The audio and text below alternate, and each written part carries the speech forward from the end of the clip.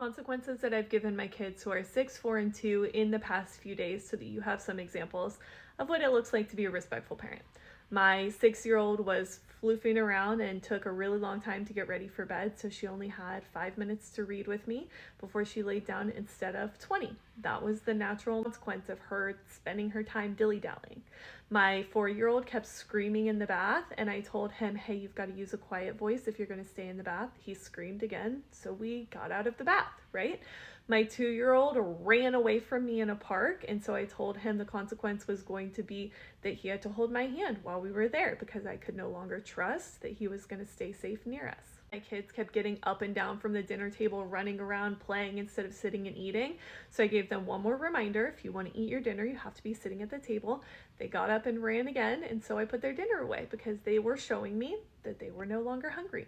That's the logical consequence in that situation. My 2-year-old was being really rambunctious and wanted to crash Magna-Tile castles, but my 4 and 6-year-old wanted to build theirs and not crash it. He kept going for their work, so his logical consequence was, hey, you have to come over here. You can build Magna-Tiles over here. You can't work next to your brother and sister anymore. There was no punishing. There was no sending him to timeout. There was no, you're being so bad, right? He's a 2-year-old. He naturally is curious about crashing things. That's the development he's in, versus my 4 and 6-year-old who want to sit and concentrate and build stuff. So the logical consequence, the discipline, the teaching was, you have to build over here now.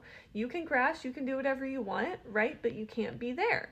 This is the thing about consequences, and there's so many like natural and positive consequences that happen in our house every single day too, but they're not that complicated, right? If you cannot immediately see what a natural related consequence would be in a situation, you're probably thinking about it too hard and you're moving into threats and punishment, which is not helpful, which is not effective, and is not going to make your kid have any better behavior.